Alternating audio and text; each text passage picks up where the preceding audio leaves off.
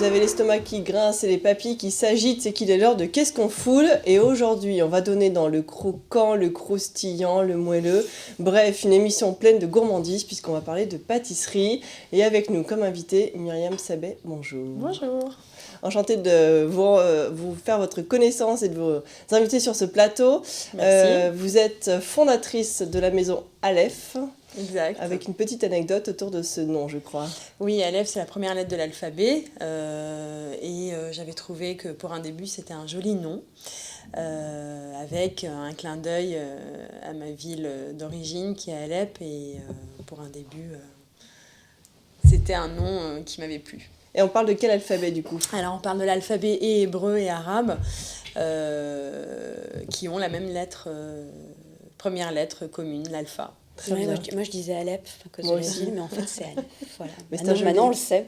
C'est un joli coup de cœur en tout cas. Petit clin d'œil. Petit clin d'œil. On va faire une petite courte pause et puis on va partir dans le monde des pâtissiers. Juste Isabelle pour nous dire un petit peu de quoi on va parler. Alors, on a sélectionné des pâtisseries assez différentes parce qu'on a quand même noté qu'il y avait un vrai retour à la pâtisserie, une tendance actuelle là-dessus. Il y a plein de pâtisseries qui s'ouvrent sans arrêt et le pâtissier est un peu la nouvelle rockstar. On les voit, ils sont sexy, ils sont jeunes, ils ont des pâtisseries avec des concepts assez chouettes. Elles sont parfois aussi belles et jeunes. On a la démonstration sur le plateau. Et donc, on voit qu'il y a une tendance autour de ces pâtissiers charmants. Donc, on va aller à la rencontre de Cédric Grolet, qui est au Meurice, là, c'est un palace, de Yann Mengui, qui est à la Goutte d'Or. On change complètement de quartier, complètement de style. On va aussi découvrir Yann Couvreur. Là, c'est, je crois, le plus sexy. C'est un petit peu mon petit coup de cœur. Et puis, la pâtisserie Bon Temps. C'est parti pour une demi-heure de Qu'est-ce qu'on food ?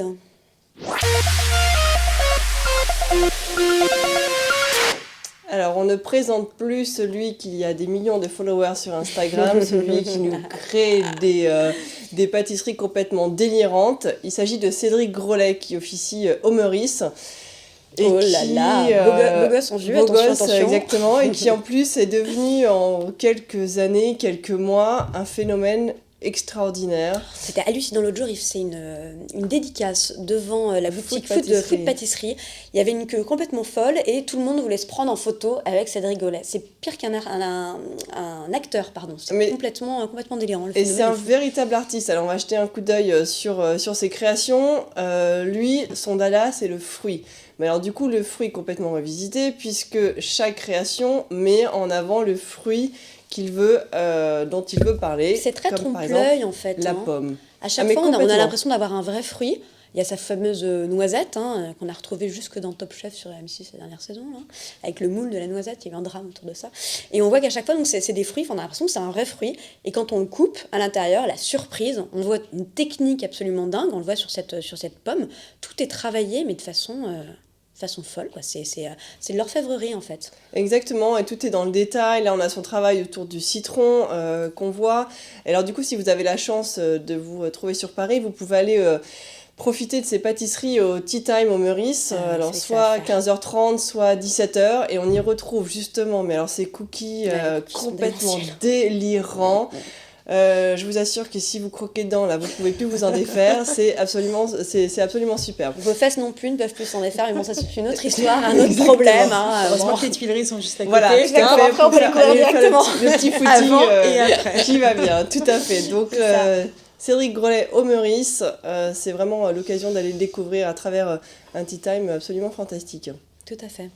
Alors, dans un autre domaine, on a Yann Mengui. Alors Yann Mengui a ouvert il y a à peu près un an et demi, à la Goutte d'Or maintenant. Alors, donc là, c'est vraiment autre style. La autre Goutte d'Or, style, pour ceux complètement. qui ne se situent pas très bien à Paris, ça fait partie de ces quartiers qui jusque-là étaient assez populaires, qui sont en train de changer bien sûr, mais qui restent dans ce côté très vivant, très animé et très métissé. Donc rien à voir avec effectivement le Meurice dans son petit premier arrondissement très chic et très élégant. Et en plus, lui, c'est un amoureux du quartier. Et donc, du coup, il a simplement intitulé sa pâtisserie La Goutte d'Or. Et à l'intérieur, on est sur un très bel écrin de pâtisserie tout en blanc. Alors lui, c'est un ancien qui veut gagner, qui sera le prochain grand pâtissier, sur France 2. Masterclass et de Michalak, ouais. Voilà, Ah ouais, et c'était d'accord. suite à cette émission-là que du coup Michalak l'avait repéré et du coup l'a pris sous son aile. Et donc du coup il a pu travailler avec lui et partir ouvrir et partir de ses propres ailes pour aller ouvrir sa boutique. Donc c'est au 183 rue Marcadet dans le 18e. Alors il nous fait des pâtisseries pareilles qui sont complètement dingues. On voit quelques exemples du miel, ça c'est ici. ça, miel. Exactement, Mousse, fromage blanc, sur le miel. compoté miel, banane et citron vert. Miel et banane, ça doit être pas mal. C'est joli visuellement de reproduire comme ça la ruche. Oui, alors j'ai remarqué que dans plusieurs desserts de pâtissiers, ça devenait de plus en plus à la mode. Oui, c'était François Perret qui avait, oui, tout à fait. Commencé à faire qui avait été le premier le précurseur. Oui, tout à fait. Oui, là on a la spirale. Alors ça s'appelle la goutte d'or, ça c'est ça. Exactement, c'est le dessert signature. La goutte d'or avec donc chocolat et sarrasin. Alors déjà l'association est juste c'est comment fantastique. Il s'appelle au Prince de Galles, il avait fait ça Nicolas dans une galette des rois l'année tout dernière, à fait. absolument monstrueuse. Il avait fait du sarrasin, ouais, c'était top. C'était délicieux. Donc là on est sur un biscuit moelleux chocolat croustillant sarrasin, bien évidemment des noisettes torréfiées, crème chocolat 64%, une belle chantilly par-dessus, c'est juste magnifique.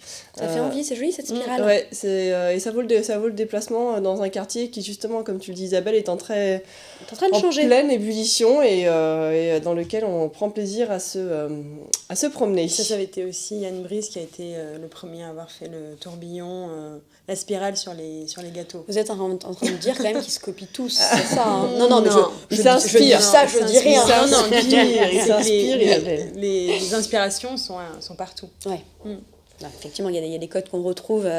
J'imagine que même l'histoire de la pâtisserie. Même vous, vous avez forcément puisé votre inspiration à un endroit. C'est comme en cuisine, il y en a toujours qui sont là à dire non mais c'est moi qui l'ai inventé. Ouais, reprenons la recette vient de quelque part. Il y a forcément une base et quelqu'un qui a pensé le premier. Ça remonte souvent à très loin, effectivement. Mais là, je suis épatée en fait de la façon dont les visuels des pâtisseries évoluent.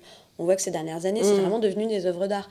Alors que quand on va encore chez son simple boulanger, on trouve des pâtisseries simples, comme on les connaissait quand on était enfant.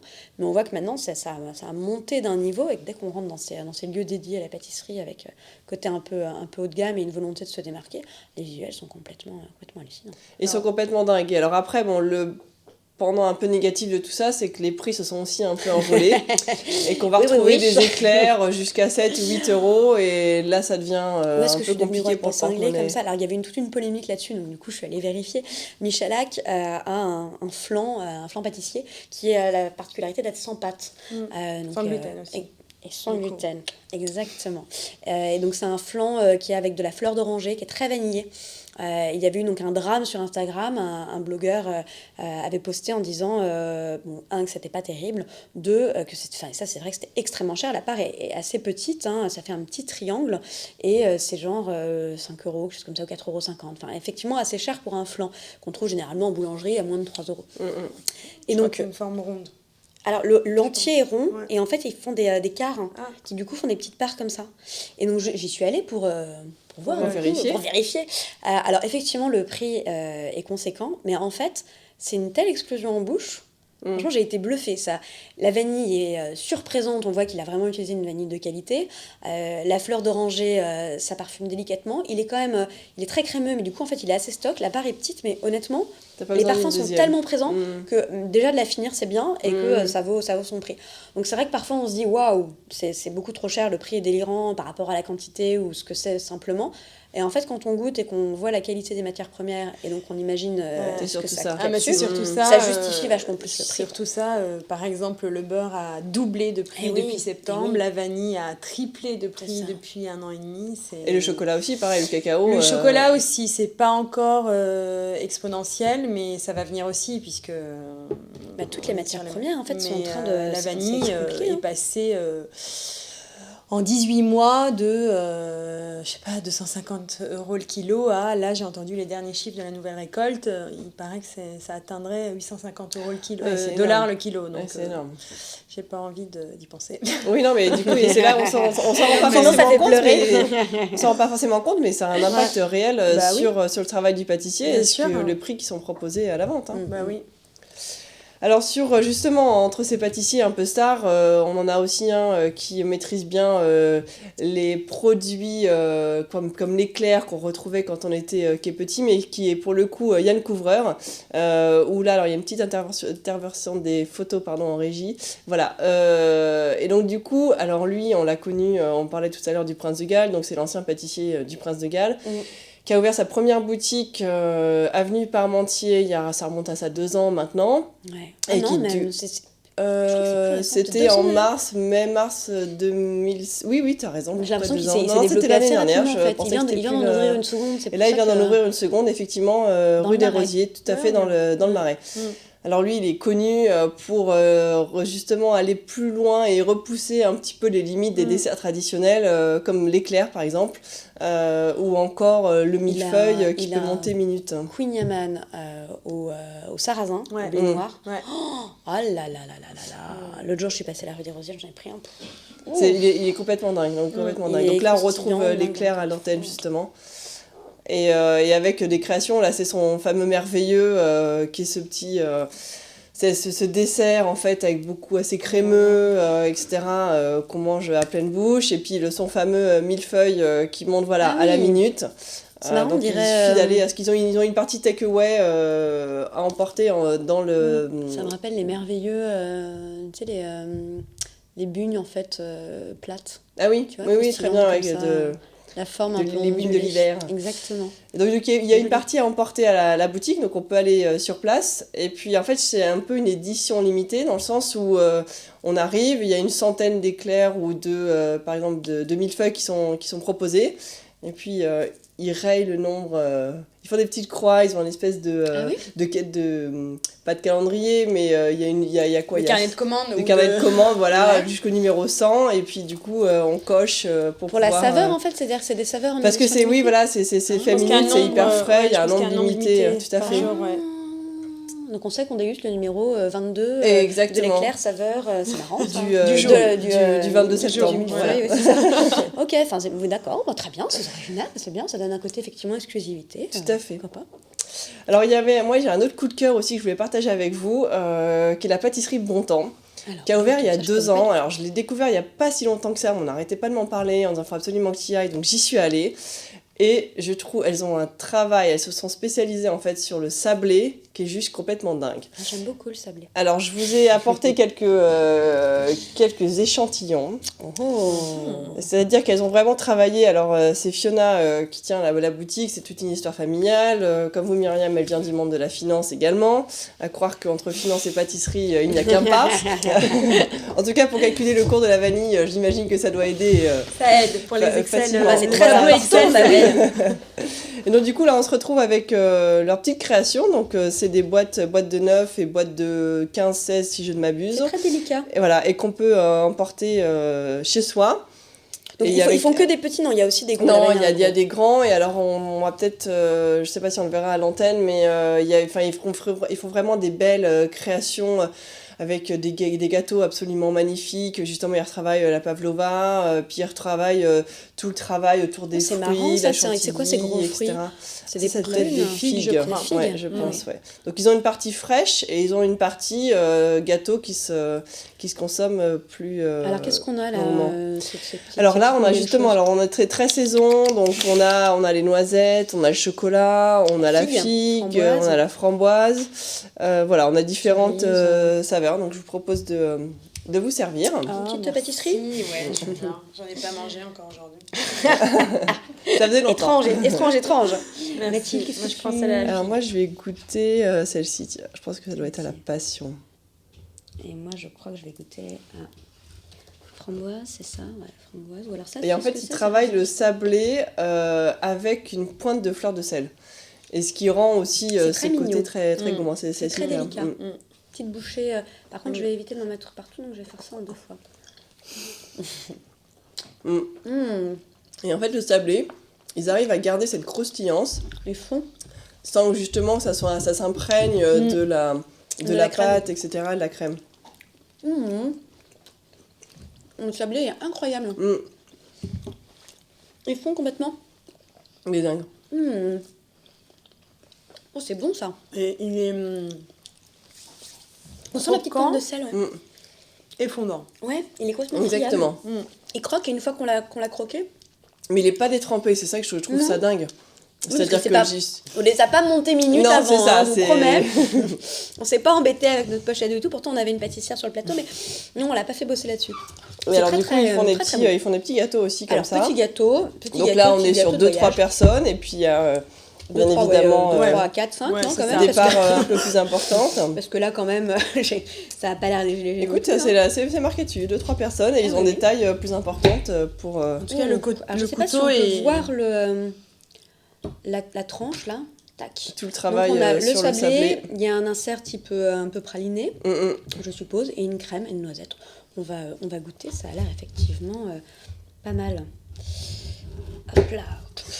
Et Je la fais une boutique, petite la part, boutique peut-être. est très Tu as raison. mignonne. Je vais faire des petites parts. La boutique est rue de Bretagne, hyper mignonne, enfin ils ont travaillé beaucoup le décor, on est très dans une ambiance tea time, salon de thé, merci. etc., un peu décalé.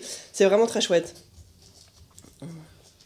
Merci. Ça sent bon, Hop là. le gianduja, la Alors. noisette, le Oh chocolat. oui, complètement, ça sent t'as raison, le gianduja. Et pas le Nutella. Non. C'est très très bon. Très très bon. C'est des noisettes, un praliné de noisettes en fait dedans.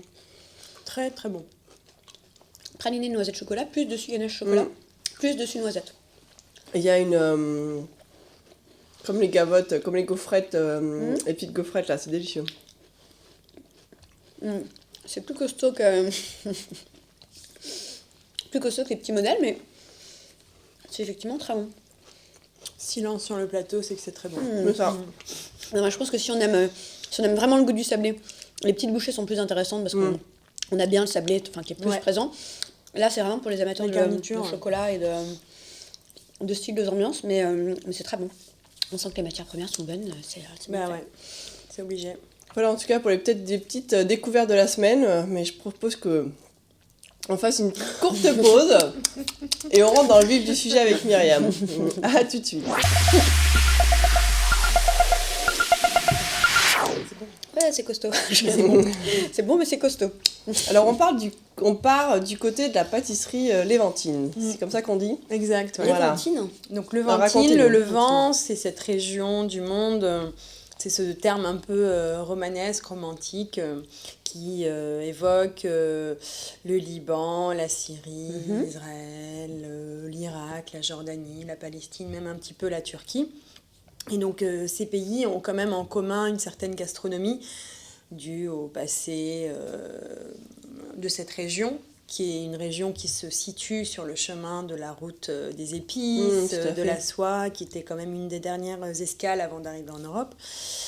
Et j'ai eu envie, en fait, tout simplement, il y a quelques années, pour emmener en vacances chez des amis, au lieu de prendre la traditionnelle bouteille de champagne, la boîte de chocolat, de prendre des pâtisseries. Moi, je suis née à Alep, en Syrie, et j'avais envie de prendre un peu des pâtisseries plus locales à mes amis. J'ai fait le tour de Paris. Pas trop. Pas bien, en fait. J'ai y a pas d'offre, aimé. C'est ça. Si, il y a quand même Il quelques... y a, mais j'ai pas aimé, en comment fait. ça s'appelle, Noura. C'est le genre de pâtisserie un peu... En fait, ça ne me satisfait Le goût personnel satisfaisait était pas, au niveau du style, c'est Donc, c'est j'ai quand même comparable, pris- c'est le même, c'est la même ADN ou même pas? Si, c'est tout voilà, à fait le même ok. ADN. Tu as tout à Ça fait va. raison, c'est le même ADN. Et qu'est-ce qu'il y a d'autre aussi? Comment ça s'appelle? À la maison de... J'ai le nom en tête, mais ça me sort pas. Maison de là. là, je sais plus On qui retrouve c'est. pas. Au l'Institut du monde arabe. Il n'y a pas une pâtisserie aussi en haut? C'est toujours Noura, je C'est pense. toujours Nora? Mhm. D'accord, ok. Je pensais que c'était une autre. Et voilà, ça m'allait pas. J'ai quand même pris avec moi, puisque j'avais déjà parlé à mes amis d'amener. Donc, Non, je m'étais engagée, il fallait que je le fasse jusqu'au bout.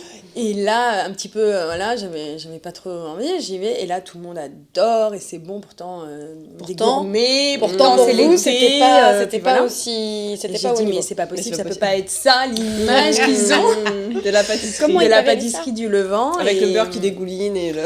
Alors, donc, avec le gras qui dégouline, ça colle, c'est toujours de la pistache ou de l'amande ou de l'amande ou de la pistache.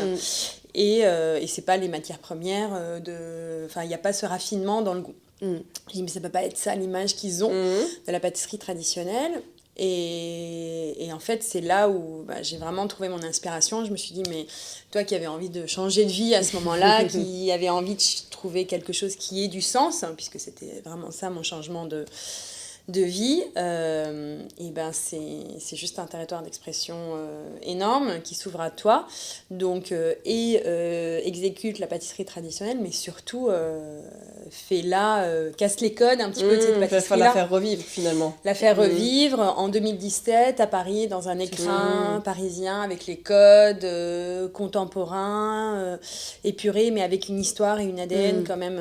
Autant dans notre packaging, on reprend le motif des sols. Peut-être justement qu'on peut retrouver. Mais alors, vous étiez déjà pâtissière ou pas du tout? Alors, non, à partir du moment où j'ai eu cette idée, je me suis dit que c'était... un CAP pâtisserie. Ouais, j'ai passé un CAP pâtisserie. Voilà, je vous donne. Et sur le packaging, oui, voilà. Donc on a voulu à chaque fois réinterpréter un patrimoine qui soit culinaire, gastronomique, architectural, mais de le faire revivre à Paris en 2017 dans un écrin où on va à l'essentiel. Donc on va à la lèvre qui est l'origine. Et donc avec des super bonnes matières premières, donc dans l'esprit de la pâtisserie moderne, française d'aujourd'hui, des matières premières de première qualité. On utilise du beurre AOP Poitou-Charentes, la crème elle vient de Normandie, le chocolat c'est du premier cru, mais ensuite nos pistaches c'est des pistaches de première qualité d'Iran, de Sicile, la noisette du Piémont, le jasmin de Grasse, la rose de Damas. Ah oui, donc il y a quand même un sacré sourcing de produits. De produits ce qui donne un résultat absolument magnifique. C'est très mignon. Et donc, c'était de garder, puisqu'il y a quand même dans cette pâtisserie, à l'origine, traditionnellement, une idée un peu comme dans la cuisine, un peu de mésé, où on goûte un petit peu à tout. Et donc, j'ai gardé ça dans la pâtisserie. Et donc, ce sont toujours des petits formats comme ça? Pour l'instant... Oui, pour l'instant, parce que j'ai envie... Moi, je trouve ça bien. Mais en fait, parce que j'ai envie que... Enfin, moi, je trouve qu'une tarte au citron, aussi bonne soit-elle et la meilleure au monde, ça reste quand même 5 bouchées de tarte au citron. Ouais. Oui. Alors que j'ai envie d'autre chose. Si on peut avoir 5 bouchées différentes, mais je suis d'accord. Avec des goûts différents. Alors que si moi, j'ai envie pour la même quantité de calories, mais me prendre 5 goûts différents, ça me fait 5 voyages différents. Alors qu'est-ce qu'on va peut-être... Et ensuite, si j'ai envie juste d'en prendre une, parce que j'ai pas envie de me goinfrer, on peut aussi. Et je peux juste avoir mon petit shot de sucre. C'est ça. Et voilà, en sachant que c'est peu sucré. J'ai pas pesé, je ne sais pas. C'est petit, quoi. On va peut-être faire... Je sais que le tribunal des gâteaux avait pesé, moi. J'adore ce blog. Le tribunal, si vous ne connaissez pas ce blog, le tribunal des gâteaux, allez regarder, c'est vraiment génial. Ils prennent les gâteaux et vraiment ils leur font leur procès. Quoi. C'est ultra partiel. Génial. C'est super. Et c'est propre, c'est net. Les mecs, on se voit qu'ils maîtrisent leur sujet quand même. Et les photos sont bien et tout. Enfin, vraiment super. Si vous voulez vous amuser. Peut-être rentrer dans le détail justement. Donc voilà, qu'est-ce que vous là, présentez par exemple, donc chaque des petits nids là, non ? Et puis aussi, voilà, ce que j'avais envie de faire découvrir, c'est qu'il n'y a pas que la pistache et l'amande. On travaille bien la pistache, on travaille bien l'amande, mais on a par exemple ici un nid, donc c'est des nids qui sont garnis. Par exemple, celui-ci, ceux qui sont, donc on a des nids pâtissiers et des nids de voyage. Les nids sont une base de cadaèbres, donc c'est cheveux d'ange qu'on cuit dans un beurre AOP et ensuite qu'on caramélise mais au compte-gouttes parce qu'on voulait justement pas être trop sucré ni trop gras. Et donc il y a ce qu'il faut de sucre pour que ça caramélise, mais c'est pas dans l'excès. Et c'est garni d'un fruit, d'un chocolat ou d'un caramel et c'est surmonté d'une crème fouettée qui est infusée pendant 24 heures sans colorant. Vous avez remarqué que la couleur, on l'apporte par les éléments de décoration. Oui, bien sûr. On met pas du tout de colorant, pas il n'y a pas le pistache où c'est vert. Il n'est pas fluo notre pistache. Voilà. C'est vrai que j'aurais pu amener une crème à la pistache et vous verrez, elle est pâle, pastel, voilà. Pas de conservateur, pas d'additifs. Et donc, par exemple, là, on a une garniture, une marmelade de citron d'Amalfi, une crème à la cardamome. C'est un beau mélange, les deux. On a la volupté de la cardamome qui enveloppe le citron. Fromage blanc, celui-là. fromage blanc et rose de Damas. Fromage blanc et rose de Damas. Ok. Celui-là, mangue jasmin sur la pétale, chocolat noir sumac. J'ai eu envie de travailler le Chocolat sumac, noir, sumac, qui ok. est une épice qu'on utilise plutôt dans la cuisine, mais son côté citronné donne un coup de peps au chocolat noir. Et pour l'anecdote, j'ai eu cette idée-là quand j'ai travaillé avec Julien Duboué d'Anost, Ouais.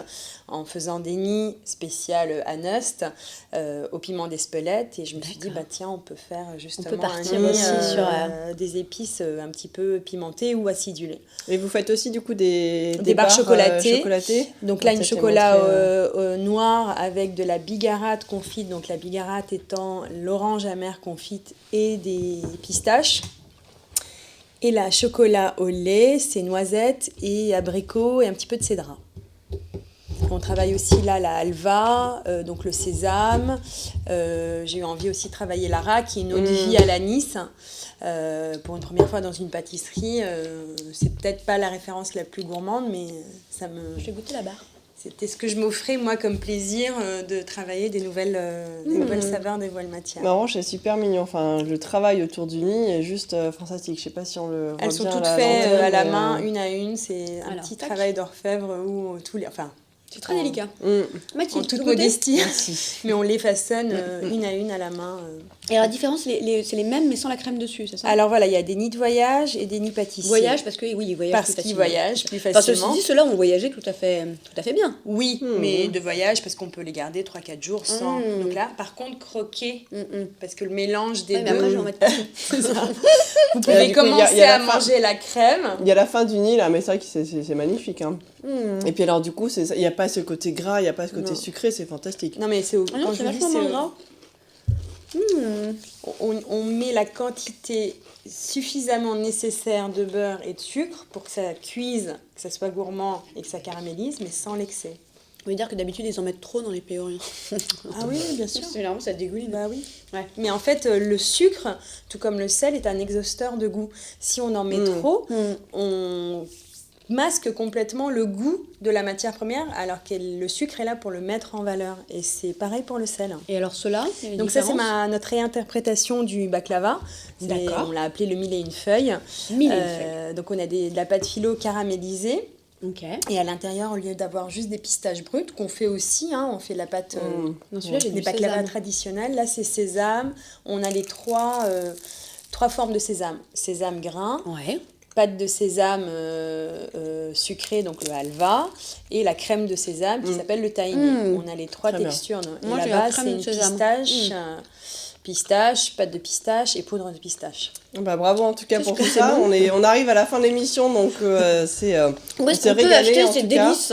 Alors, L'adresse ces produits, tout comme nos boissons aussi, glaces et barres chocolatées, sont au 20 rue de la Verrerie, à la sortie du BHV. Eh ben, très Ça bien, bah, change. bravo en Merci tout de m'avoir cas. invité. Merci pour Vous tout. allez redécouvrir la pâtisserie orientale, ça n'a rien à voir. Qu'est-ce que c'est bon? Ouais. C'est beaucoup plus fin. Délicieux. En tout cas, bravo. Et on a le plaisir de vous retrouver la semaine prochaine pour de nouvelles aventures culinaires.